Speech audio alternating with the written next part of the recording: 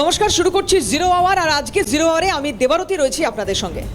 একেবারে জিরো আওয়ারে আমি সঞ্চারী রয়েছে দেবারতীর সঙ্গে। এবং আজকে যে বিষয়ে আমাদের নজর থাকবে, ইরানের সামরিক সম্পদ এবং স্থাপনার মার্কিন হামলার ভিডিও, এবং সেখানে ইরানে হামলার ভিডিও প্রকাশ করেছে মার্কিন যুক্তরাষ্ট্র, এবং ভিডিও প্রকাশ করে প্রমাণ দিল মার্কিন যুক্তরাষ্ট্র।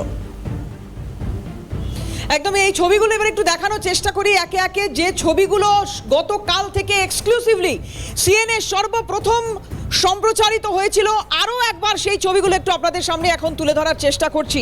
সরাসরি মার্কিন যুক্তরাষ্ট্রের তরফ থেকে যে হামলা চালানো হয়েছে, সেই হামলার ফুটেজ পেন্টাগনের তরফ থেকে গতকাল রাতেই সামনে আনা হয়, এবং একেবারে নিখুঁত টার্গেট কিভাবে এই টর্পেডো হামলা চালিয়েছে সেই ছবি দেখতে পাচ্ছেন আপনারা এই মুহূর্তে। এবং এটা সম্ভবত দ্বিতীয় বিশ্বযুদ্ধের পরে এই ধরনের হামলার ঘটনা গোটা বিশ্বের ইতিহাসে, যদি বলা যায় যে যুদ্ধ পরিস্থিতিতে এই ধরনের ঘটনা এর আগে কিন্তু ঘটেনি। নজিরবিহীন এই ঘটনা, টর্পেডো হামলা যেভাবে মার্কিন যুক্তরাষ্ট্রের তরফ থেকে চালানো হয়েছে, একেবারে ভস্মীভূত হয়ে গিয়েছে যে সমস্ত এলাকাগুলোকে টার্গেট করে এই টর্পেডো নিক্ষেপ করেছে মার্কিন যুক্তরাষ্ট্র। এবং ইরানের সামরিক সম্পদ ও স্থাপনায় মার্কিন হামলার ভিডিও, যে ভিডিও এই মুহূর্তে আপনারা দেখতে পাচ্ছেন, একেবারে মধ্যপ্রাচ্য একদম ভয়াবহ পরিস্থিতি, একেবারে অব্যর্থ হামলা, সেখানে টার্গেট করে হামলা করা হয়েছে লাগাতার। সেই ছবি রেখেছি আপনাদের সামনে। ইরানের হামলার সেই ভিডিও প্রকাশ করেছে মার্কিন যুক্তরাষ্ট্র, এবং ভিডিও প্রকাশ করে প্রমাণ দিল মার্কিন যুক্তরাষ্ট্র যে হামলার ছবি একেবারে ছারখার করে দেওয়া হয়েছে, একেবারে টার্গেট করে হামলা করা হয়েছে। সেই ছবি গতকাল থেকে লাগাতার আপনাদের সামনে রেখেছি আমরা। প্রাক্তন সেনাকর্তা দীপ্তাংশু চৌধুরী কি বলেছেন একবার শুনবো। আমেরিকা কিন্তু এই সময় হাবুডুবু খাচ্ছে, এবং লাস্ট নিজেদের বাঁচাবার জন্য যা করা দরকার, যেটা আমরা সব সময় দেখে এসেছি আমেরিকাকে, প্রায় 2000 পাউন্ডের কিন্তু তারা অলরেডি এই বম ফেলা শুরু করেছে ইরানের যে ঘনবসতি এলাকায়, হাইলি ডেন্সিটেড যে পপুলেটেড এরিয়া, সেখানে কিন্তু বম ফেলছে। এতে সিভিলিয়ান একটা হিউজ ইনজুরি অথবা তাদের মধ্যে অনেকের নিহত হবেন বলে নিশ্চিত। এই যে লড়াইটা এইদিকে যাচ্ছে, এখনো কিন্তু আমাদের জানতে হবে ইরান তাদের কাছে হাইপারসনিক, সাবসনিক মিসাইল কিন্তু এখনো লোকানো আছে, এখনো সেগুলো বার করেনি। যেগুলো আমরা দেখছি এই ব্যাটল ফিল্ডে, সেগুলো কিন্তু মোস্টলি লো কস্ট ড্রোন, যেটা Shahid 136 and multiple other capabilities of drone are low cost missile. ধরুন একটা শহীদ 136 ড্রোনের কস্ট হচ্ছে $50,000, যদি আমি 50,000 টাকা বলছি, সেটাকে ইন্টারসেপ্ট করার জন্য এই গালফ নেশনে যেখানে যেখানে গিয়ে হিট করছে ইউএস বেসে, সেখানে পেট্রিয়ট অথবা থার্ড একটার দাম হচ্ছে 8.5 লাখ থেকে 9 লাখ। তো একটা 50,000-এর ড্রোনকে আটকাবার জন্য, যেটা 50 কিলো এক্সপ্লোসিভ নিয়ে উঠছে এবং ইউএস বেসে গিয়ে সেটাকে বিস্ফোরণ হচ্ছে, সেটাকে আটকাবার জন্য 8.5-9 লক্ষ টাকা একটা পেট্রিয়ট মিসাইলের দাম। সেটাকে আটকাতে গিয়ে 2 থেকে 3টে পেট্রিয়ট মিসাইল তাকে ফায়ার করতে। এবং এই আবহেই অন্যদিকে এক্সপোজ করেছেন মার্কিন যুদ্ধ বিভাগের মুখপাত্র স্যাম পার্নেলের, এবং তিনি বলছেন ইরানের সামরিক সম্পদ ও স্থাপনায় এবং ইরানি শাসন ব্যবস্থার লুকোনো কোনো জায়গা নেই। আমাদের নাগরিকদের আক্রমণ করলে আমরা আপনাকে খুঁজে বার করব, এক্সপোজ করেছেন মার্কিন যুদ্ধ বিভাগের মুখপাত্র স্যাম পার্নেলের। ইরানের একদমই সঞ্চারী, ইরানের এই সামরিক সম্পদ এবং স্থাপনায় যেভাবে মার্কিন হামলা হয়েছে, যে ছবিগুলো কিছুক্ষণ আগে আপনাদের সামনে তুলে ধরছিলাম, সরাসরি মার্কিন যুক্তরাষ্ট্রের তরফ থেকে সেগুলো সামনে আনা হয়েছে, প্রকাশ করা হয়েছে। ইরানের বিভিন্ন জায়গায় এই ধরনের হামলার ঘটনা ঘটেছে। একদিকে যেমন এই ছবিগুলো সামনে এসেছে, তার পাশাপাশি খুব গুরুত্বপূর্ণ তথ্য একটু জানিয়ে রাখতে চাইবো আপনাদের, যে এই যুদ্ধ কিন্তু এবার ভারত মহাসাগরকেও ছুঁয়েছে। গতকালও যে ছবি আপনাদের দেখাচ্ছিলাম, যে শ্রীলঙ্কা উপকূলে ইরানি রণতরীতে মার্কিন হামলার ঘটনা, টর্পেডো হামলা, এবং সেখানে 80 জনের মৃত্যু হয়েছে বলে জানতে পারা যাচ্ছিল। আজকে কিভাবে এই হামলার ঘটনা ঘটলো বা এই বিষয়টিকে কতটা গুরুত্ব দিয়ে দেখা হচ্ছে, একটু বিশদে জানার চেষ্টা করব। অবসরপ্রাপ্ত নৌসেনা কর্তা বিমল কুমার চন্দ আমাদের সঙ্গে রয়েছেন এই মুহূর্তে সরাসরি। বিমলবাবু, একটু আপনার কাছ থেকে জানার চেষ্টা করব যে এই যে টর্পেডো হামলা ভূমধ্যসাগরকে ইতিমধ্যেই এই যুদ্ধ ছুঁয়ে ফেললো, কিভাবে দেখছেন এই পুরো পরিস্থিতিকে? যখন কথাটা হলো যে আমরা জানি যুদ্ধ যখন শুরু হয় যে কোনো দেশে, আশেপাশে যারা দেশ আছে তাদেরকে সতর্ক থাকতে হবে। আমরা কিন্তু প্রথম থেকেই সতর্ক আছি, এবং শুধু তাই নয়, আমরা এমন ভাবে তৈরি আছে, আমাদের ভারতবর্ষ, ভারতের নৌসেনা, শুধু নৌসেনা নয়, আমাদের সামরিক বাহিনী সবাই যেভাবে তৈরি আছে, আমরা কিন্তু যে কোনো মুহূর্তে যে কোনো জিনিসকে ফেস করবার মতো আমাদের সামর্থ্য আছে। আমরা সেদিনে চেষ্টা করছি যাতে জিনিসটা আরো না ছড়িয়ে পড়ে। কারণ আমরা দেখুন, আমরা ভারতবর্ষ কিন্তু একটা জিনিসটা আমরা বিশ্বাস করি, আমরা কিন্তু যুদ্ধ কখনোই চাই না। আজ পর্যন্ত পৃথিবীর কোনো দেশকে আমরা কোনোদিন নিজে থেকে যুদ্ধ করিনি, তাদেরকে আক্রমণও করিনি। সুতরাং এই অবস্থার মধ্যে আমরা যদি দেখি শেষ পর্যন্ত আমরা কিন্তু ভূমধ্যসাগরীয় অঞ্চলে যেসব এলাকাতে মানে ইরান এবং ইসরায়েল এবং আমেরিকা তারা যেভাবে করছে, যে যুদ্ধটা ছড়িয়ে পড়েছে, শুধু ছড়িয়ে পড়ে পশ্চিম এশিয়ার সমস্ত দেশগুলোতে এটা ছড়িয়ে পড়েছে। সুতরাং এই অবস্থার মধ্যে আমরা যে মানে আজকে আছে কালকে কি হবে কিন্তু কেউ বলতে পারছে না। আজকে যুদ্ধের পরিস্থিতি এমন জায়গায় পৌঁছে গেছে যে কালকে কি হবে কেউ বলতে পারে না। আমরা কিন্তু সেইভাবে সতর্ক আছি, আমাদের দেশ কিন্তু সেভাবে সতর্ক আছে। আমরা সতর্কভাবে আমাদের প্রতিটি নাগরিকের কাছে আমাদের সরকারের তরফ থেকে এবং সামরিক বাহিনীর তরফ থেকে জানানো হয়েছে যে তারা যেন সতর্ক থাকে, কোনোভাবে কোনো জিনিস না, এমন কিছু জিনিস ব্যবহার না করে বা এমন কিছু না করে যাতে আমাদের দেশের ক্ষতি হতে পারে। এই অবস্থার মধ্যে আমি বলবো ইরান এবং যে আমেরিকা এবং ইসরায়েলের যে যুদ্ধ চলছে, এখানে একটা জিনিস খেয়াল রাখতে হবে যে এর উদ্দেশ্যটা কিন্তু আমরা যে উদ্দেশ্য নিয়ে এই যুদ্ধটা শুরু হয়েছে, যেটা হচ্ছে আমাদের কিন্তু ডোনাল্ড ট্রাম্প প্রথমেই কিন্তু একটা ঘোষণা করেছিলেন যে আমরা সামরিক কাঠামোটাকে ধ্বংস করে দেবো, ইসলামিক ধর্মটাকে, এবং শুধু তাই নয়, ইরানের বর্তমান যে ইসলামী শাসন ব্যবস্থা আছে সেটাকেও ধ্বংস করে দেবো। সুতরাং এই যে জিনিসটা, এই যে আগ্রাসী মনোভাব, একটা দেশকে শেষ করে নিঃশেষ করে দেওয়া, এটা কিন্তু মানে আমি বলবো এই বর্তমান ভারতে বা বর্তমান বিশ্বে এটা সম্ভব হচ্ছে এই কারণেই যে বর্তমান বিশ্বে সামরিক অস্ত্র এমন ভাবে ছড়িয়ে পড়েছে পৃথিবীব্যাপী, এবং বহু দেশ যেভাবে আজকে এই সামরিক অস্ত্র তৈরি করছে এবং ছোট ছোট দেশের কাছে বিক্রি করছে এবং তার থেকে মুনাফা অর্জন করছে, এটা কিন্তু একটা বিরাট ব্যবসায়িক দিকে চলে যাচ্ছে, বিজনেস সাইড। আমরা বলবো, আমরা যেভাবে ডিফেন্সের লোক, আমরা যারা সামরিক বাহিনীর লোক, আমরা তো দেখেছি আজকে না হয় ইয়ে পরিষ্কার সমস্ত জিনিস চেঞ্জ হয়ে গেছে, স্ট্র্যাটেজি চেঞ্জ হয়ে গেছে, যুদ্ধের স্ট্র্যাটেজি চেঞ্জ হয়ে গেছে। আমরা যে সময় যে যুদ্ধ করেছি সেই যুদ্ধ এবং বর্তমান যুদ্ধের মধ্যে অনেক তফাৎ। কিন্তু কথাটা হলো যে যুদ্ধটা তো পুরো মানে সুরাহা নয়, কোনো দেশের সাথে আলাপ আলোচনার মাধ্যমে হতে পারে। আলাপ আলোচনার মাধ্যমে যদি না হয়, তখন পৃথিবীর তো বহু দেশ আছে, আমাদের ইউনাইটেড নেশন আছে, কিন্তু এই আলাপ আলোচনা যেটা আপনি বলছেন বিমল বাবু, আলাপ আলোচনাটা কার সাথে করা যায় বা কে করবে আলাপ আলোচনাটা? আমরা গতকাল থেকে যে ছবিগুলো দেখছি, মার্কিন যুক্তরাষ্ট্র যে ফুটেজগুলো সামনে আনছে, তারা যেভাবে তাদের দাদাগিরি প্রতিষ্ঠিত করার আরো প্রমাণ দিতে চাইছে গোটা বিশ্ব জুড়ে, তাতে আলাপ আলোচনাটা কার সাথে কে করবে? সত্যি কথাই এখানে, কারণ কথা হচ্ছে যে যে মনোভাব নিয়ে আমি বলবো ডোনাল্ড ট্রাম্পের কিন্তু সবচেয়ে বড় জিনিস হচ্ছে, আমি যেটা বলতে বাধ্য হচ্ছি, যে উনি কিন্তু সবচেয়ে আগে বিজনেসম্যান একজন, তারপরে কিন্তু উনি প্রেসিডেন্ট অফ ইউএস। এটা আমি আমার মানে নিজস্ব একটা কারণ কথা হচ্ছে উনি সবসময় চিন্তা করছেন যে আমি এই যুদ্ধের দ্বারা কিভাবে মানে লাভবান হব, আমার দেশ কিভাবে লাভবান হবে, আমি সমস্ত বিশ্বের উপরে কি করে আমি একটা আমার যে ক্ষমতা, সেই ক্ষমতার কায়েম করব। এই ইয়ে নিয়ে যে দেশ এগিয়ে যায়, সেই দেশকে মানে প্রতিহত করতে হলে পারে সমস্ত পৃথিবীর সমস্ত দেশ, আমি বলছি একা নয়, ইউএন বলছি, ইউএন এর যে সুরক্ষা ডিপার্টমেন্ট আছে, যেটা ডিফেন্স আছে, তারা পারবে না কিছুতেই। কারণ কথা হচ্ছে যে মনোভাব নিয়ে আজকে ডোনাল্ড ট্রাম্প এগিয়ে এসেছে, সেই মনোভাবকে খণ্ডিত করতে হলে পারে তার সাথে সেভাবে বসতে হবে এবং সেরকম কিছু জিনিস, সেরকম একটা পরিস্থিতি সৃষ্টি করতে হবে যে পরিস্থিতি সৃষ্টি হতে পারে যুদ্ধের থেকে বিরত হয়। কারণ যুদ্ধটা কিন্তু আলটিমেট ইয়ে নয়, সলিউশন নয়। যে অবস্থার মধ্যে আজকে এসে দাঁড়িয়েছে, আমি বলবো সমস্ত ভারতবর্ষ, পৃথিবীর যত দেশ আছে, সমস্ত দেশের তরফ থেকে একত্রিত হয়ে যদি এটা নিয়ে একটা মুভমেন্ট করা যায়, তবেই একমাত্র সম্ভব, তা নাহলে কোনো মতে সম্ভব নয়।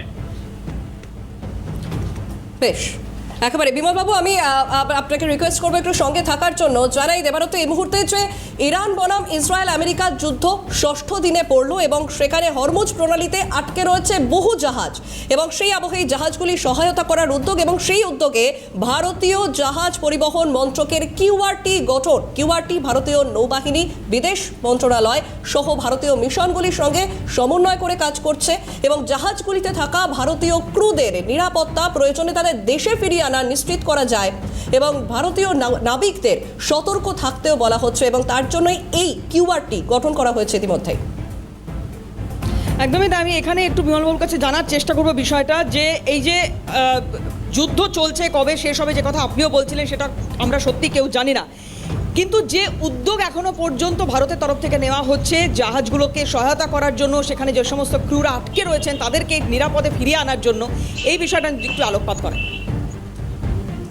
হ্যাঁ, দেখুন, কথাটা হলো যে হরমুজ প্রণালীটা, তার কিন্তু যে ম্যাপটা, সেই ম্যাপটা যদি দেখা যায় তাহলে দেখা যাচ্ছে যে ওটা প্রায় 32 কিলোমিটার, তার 32 কিলোমিটার একটা, এর মধ্যে কিন্তু একটা দেশ, যে দেশের মধ্যে দেশ পাশ দিয়ে এটা গেছে বা দেশের সাথে এটা সংযুক্ত, সে কিন্তু আজকে ইরান কিন্তু মাত্র 13.8 কিলোমিটার, 13-14 কিলোমিটার বলতে পারেন, এই 14 কিলোমিটারের বেশি কোনো মতে সে তখন করতে পারে না। কিন্তু এখানে কি হচ্ছে, এখানে সবকিছুই গায়ের জোরই হচ্ছে। আমি বলবো ইরান যেভাবে ধ্বংস করছে জাহাজগুলোকে, কোনো কিছু মানছে না, কেউ কিছু মানছে না, যে যেভাবে পারছে, যে যেভাবে যাকে আক্রমণ করতে পারছে সেভাবে। কোন দেশের জাহাজকে কে আক্রমণ করছে কোনো কিছু দেখার দরকার পড়ছে না। আমি বলবো যে আজকে হরমুজ প্রণালী পৃথিবীর একটা সত্যি কথা বলতে গেলে কি, এই প্রণালী দিয়ে ভারত শুধু নয়, পশ্চিম এশিয়া এবং এশিয়ান আরো যে কান্ট্রি আছে, সেই সমস্ত কান্ট্রির যে তেল, সেই তেলটা কিন্তু সমস্ত ওই পথেই যাতায়াত করে, জাহাজগুলো ওই পথেই যাতায়াত করে। আজকে যে জাহাজগুলোকে ডুবিয়ে দেওয়া হচ্ছে, সে জাহাজগুলোকে চিন্তা করে দেখুন তো, যে জাহাজগুলো কিন্তু ক্ষতিটা কার হচ্ছে? ক্ষতি কিন্তু ওই জায়গাতেই হচ্ছে। এটা কিন্তু নিয়ে কিন্তু কেউ চিন্তিত নয়। চিন্তা করতে হবে, আজকে আমাদের চিন্তা করতে হবে। আজকে যেভাবে তেলের জাহাজগুলোকে, যারা তেল নিয়ে ওখানে অপেক্ষা করছিল, তাদেরকে যেভাবে ধ্বংস করে দেওয়া হচ্ছে, যদি সেই জিনিসটা চলতে থাকে তাহলে পরে এর শেষ কোথায়? বিমলবাবু, আমার একটা প্রশ্ন আছে। এই যে কিউআরটি গঠনের কথা বলা হচ্ছে, ভারতীয় জাহাজ পরিবহন মন্ত্রকের এই কিউআরটি পার্টিকুলারলি কিভাবে কাজ করবে এবং এই কিউআরটি গঠন কতটা এক্ষেত্রে কার্যকর হবে বলে মনে করছেন আপনি? হ্যাঁ, এটা অ্যাকচুয়ালি আমাদের যে আছে তাতে এটা তৈরি, মানে যে কাজটা আমাদের হবে, কারণ কথা হচ্ছে আমাদের সেইভাবে সেই টেকনিশিয়ান, সেই সমস্ত কিছু আমাদের তৈরি আছে। এখন কথা হলো যে আমরা দেখুন, আমাদেরও ভারতবর্ষের কিন্তু হাত পা বাঁধা আছে, কারণ আমরা কিন্তু চট করে এই যুদ্ধে জড়িয়ে পড়তে পারি না। আমরা শুধু প্রোটেকশন নেওয়া ছাড়া এর বাইরে কিছু করতে পারি না। আমরা আমাদের দেশকে সুরক্ষিত রাখবার জন্য যা করার সেটুকুই করতে পারি, তার বাইরে নয়। আমরা কোনোভাবে করতে, কারণ আমাদের কাছে কিন্তু আমরা কিন্তু একটা জিনিসকে সবচেয়ে বেশি করি, সেটা হলো যে আমাদের দেশ, যে দেশের সাথে আমাদের চুক্তি হয় বা যে দেশের সাথে আমাদের বন্ধুত্ব হয়, আমরা সবসময় চেষ্টা করি সেটাকে রাখবার জন্য। সেই জিনিসের জন্য আজকে আমরা ইরান, ইরাক, আপনি ইসরায়েল, আমেরিকা যেভাবে জড়িয়ে পড়েছে, 3টে দেশ 4টে দেশ যেভাবে জড়িয়ে পড়েছে, আর দেখুন 9টি দেশ, ইরান যেভাবে পশ্চিম এশিয়ার 9টি দেশকে যেভাবে মানে তালিকাতে রেখে দিয়েছে এবং ধ্বংস করার চেষ্টা করছে, এটা তো ঠিক নয়। এটা দ্বারা কার লাভ হচ্ছে? আমরা সেভাবে তৈরি আছে, আমাদের দেশের যেসব তৈরি আছে, আমাদের যেসব কিছু আমরা মিসাইল, আমাদের যা কিছু সব আমাদের রেডি আছে। বেশ, একেবারে বিমলবাবু, আমি একটু রিকোয়েস্ট করবো আপনাকে সঙ্গে থাকার জন্য, কারণ একটা ছোট বিরতির সময় এসছে। বিরতির পর আবারও ফিরবো আপনার কাছে, কিন্তু বিরতিতে যাওয়ার আগে এই যে গোটা বিষয়, এতদিন এই যুদ্ধ সীমিত ছিল পশ্চিম এশিয়ার মধ্যেই, এবার আস্তে আস্তে কিন্তু পশ্চিম এশিয়ার সীমান্ত ছাড়ালো। আমরা গোটা বিষয় নিয়ে কথা বলেছিলাম আন্তর্জাতিক সম্পর্ক বিশেষজ্ঞ রাজাগোপাল ধর চক্রবর্তীর সঙ্গে। কি বলছেন তিনি, শুনবো। ইরানের তো অধিকার আছে, প্রণালীটা যেহেতু ছোট, পুরোটারই অধিকার ওদের আছে। যদিও ওমানেরও একই হওয়া উচিত, তাদেরও অধিকার থাকার কথা। ওমানেরও এইটা পাশ দিয়ে গেছে তো, কিন্তু ইরান তো আজকে দিচ্ছে, যেতে দিতে চাইছে না। কিছু ক্ষেত্রে যেতে দিচ্ছে, চীনের কিছু জাহাজ ছাড়ছে জানি। ইরানের সঙ্গে আমাদের সম্পর্ক ভালো সরকার যদি সেটাকে আদায় করতে পারে, সেটা হয়তো ভারত সেইটা চেষ্টা করতে পারি। যদি ঘুরিয়ে আনতে হয় প্রচুর টাকা খরচ, ওইখান থেকে যদি আবার ঘুরিয়ে অন্য জায়গায় দিয়ে নিয়ে আসতে হয় তাহলে কিন্তু ব্যাপক টাকার খরচা হয়ে যাবে। এবং অলরেডি ধরুন শিপিং ফ্রেট চার্জেস বাড়িয়ে দিয়েছে, ইন্স্যুরেন্স বাড়িয়ে দিয়েছে, এবং তেল ছাড়াও যে সমস্ত আমাদের নিত্য প্রয়োজনীয় ওই রুট দিয়ে আসে, আমরা তো ডাল বাইরে থেকে কিনি, ডালের একটা বড় অংশ বাইরে থেকে আসে, ভোজ্য তেল বাইরে থেকে আসে, আমাদের পেঁয়াজ বাইরে থেকে আসে। তারপরে এইগুলো কিন্তু মানে শিপিং খরচ এবং ইন্স্যুরেন্স খরচ নিয়ে দাম বেড়ে যাওয়ার সম্ভাবনা আছে।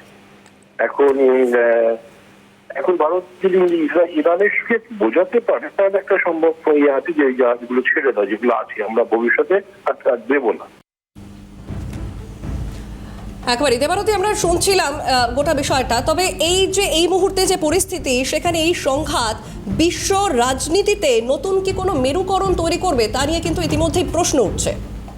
একদমই তাই। আমি কিছুক্ষণ আগে যে কথা বলার চেষ্টা করছিলাম এখানে সঞ্চারী, যে লাগাতার যেভাবে হামলার ঘটনা ঘটছে আর মার্কিন যুক্তরাষ্ট্র তার দাদাগিরি নতুনভাবে প্রতিষ্ঠিত করার যে মরিয়া চেষ্টা এইভাবে ভিডিও ফুটেজগুলো সামনে আনার মাধ্যমে করছে, তাতে যে কথা কিছুক্ষণ আগে বিমলবাবু বলছিলেন সেটাই কিন্তু বারবার সামনে আসে। তারা দেখাতে চাইছে যে তারা কতটা কি করতে পারে। কিছুক্ষণ আগে কথা হচ্ছিল হরমুজ প্রণালী নিয়ে, সেই হরমুজ প্রণালীর দখল যখন ইরান সম্পূর্ণভাবে নিয়েছে বলে তারা দাবি করছে, তখন সেখানেও তারা মার্কিন যুক্তরাষ্ট্র রণতরী পাঠানোর কথা বলছে। লাগাতার এইভাবে কখনো টর্পেডো হামলার ফুটেজ সামনে এসেছে, কখনো এই ধরনের সরাসরি হামলার ঘটনাগুলো সামনে আসছে, একেবারে নিখুঁত অ্যাটাক মার্কিন যুক্তরাষ্ট্রের তরফ থেকে লাগাতার সেই ছবিগুলো সামনে আসছে। এবং এখান থেকে এটা কিন্তু স্পষ্ট হচ্ছে যে তারা তাদের দাদাগিরিটা আবারও এইভাবেই প্রতিষ্ঠিত করতে চাইছে।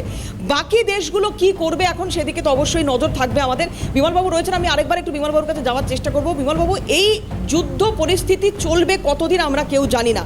এই জায়গা থেকে দাঁড়িয়ে একদম শুরুতে আপনি যে কথা বলছিলেন, ভারত সহ এশিয়ার অন্যান্য দেশগুলো তাদের মুভমেন্ট কি করবে তারা? দেখুন, আমাদের এখন সম্পূর্ণ যুদ্ধের যে পরিস্থিতি, বর্তমান পরিস্থিতি, সেটার উপরে ওয়াচ করা ছাড়া আমাদের কোনো রাস্তা নেই। আমরা কোনোভাবে এর মধ্যে জড়িয়ে যেতে পারছি না। কারণ হচ্ছে যে আমাদের কিন্তু, যে আমি প্রথমেই বলেছি যে আমাদের কাছে সমস্ত দেশ আমাদের কাছে সমান, আমরা কখনোই কারোর উপর আঘাত করি না।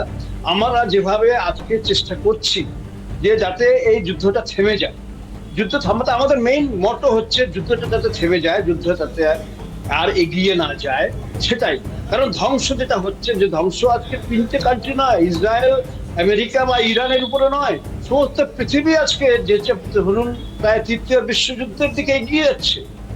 আজকে এমন একটা পরিস্থিতি এসে দাঁড়াচ্ছে যেখানে হয়তো পৃথিবীর সমস্ত দেশকে এগিয়ে আসতে হবে এই যুদ্ধ, যদি সেটা ইমিডিয়েটলি বন্ধ না হয়। এবং বন্ধ করতে হলে পারে এর জন্য সমস্ত দেশকে একত্রিত হতে হবে। এটা আমার সবচেয়ে বড় আমার এটা অনুরোধ সমস্ত বিশ্বের কাছে। আমি যেহেতু ডিফেন্সের লোক এবং আমি সামরিক বাহিনীতে ছিলাম এবং আমি নিজের চাক্ষুষ নিজে যুদ্ধ করেছি, আমি দুটো যুদ্ধে আমি একদম ফ্রন্টে ছিলাম, সুতরাং আমার যুদ্ধ সম্বন্ধে আমার যে অভিজ্ঞতা আছে সেই অভিজ্ঞতা হিসাবে আমি বলছি, এটাই শুধু আমার অনুরোধ যে যেন পৃথিবীর সমস্ত দেশ একত্রিত হয়ে এই যুদ্ধ খেলাটাকে বন্ধ করতে হবে।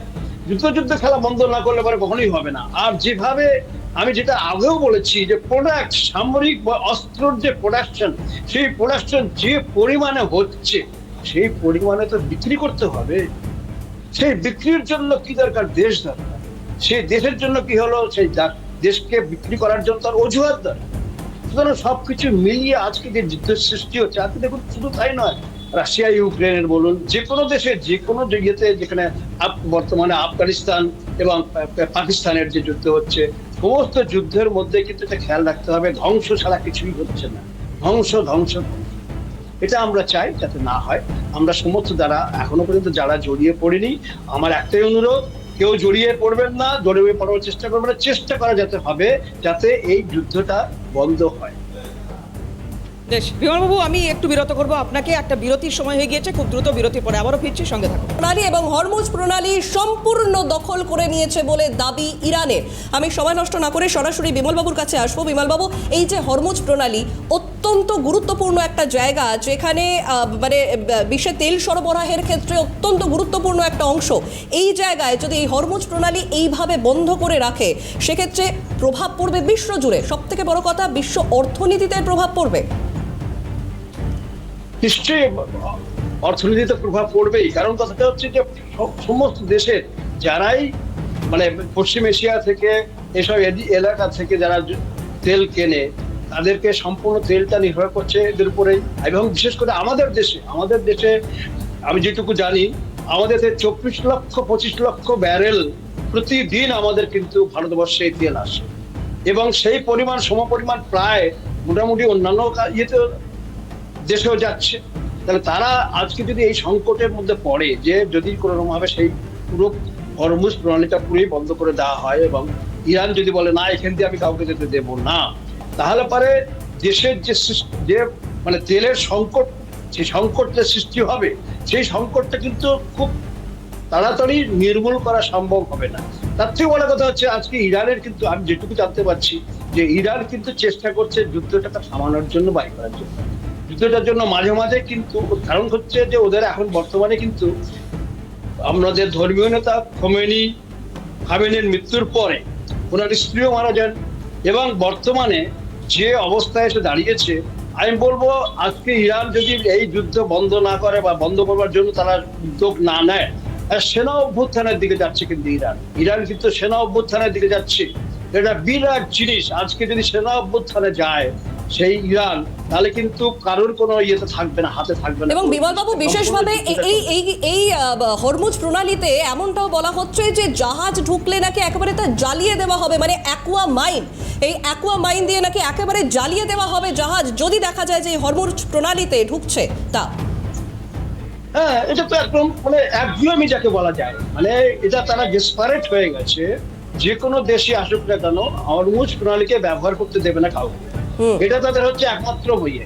তো এই অবস্থার মধ্যে ন্যাচারালি তারা সব চেষ্টা করবে সেই যে জাহাজটি আসবে, যারাই তেল নেবার জন্য বা তেল নিয়ে তাদের দেশে ফিরে যাবার জন্য চেষ্টা করবে, তাদেরকে সেখানে ডুবিয়ে দেবেন। ডুবিয়ে দেওয়া ছাড়া আর কোনো রাস্তা নেই তো। কারণ তারা যে তাদের যে ক্ষমতাটা আছে, এখন কথাটা হচ্ছে কি জানেন তো, আমি যেটা দেখতে পাচ্ছি যে ক্ষমতা দেখানোর লড়াই হচ্ছে এখন বর্তমানে যে অবস্থায় এসে দাঁড়িয়েছে, ক্ষমতার লড়াই, কার কতখানি ক্ষমতা আছে, কে কিভাবে দেখা যাক শেষ পর্যন্ত কি হয়।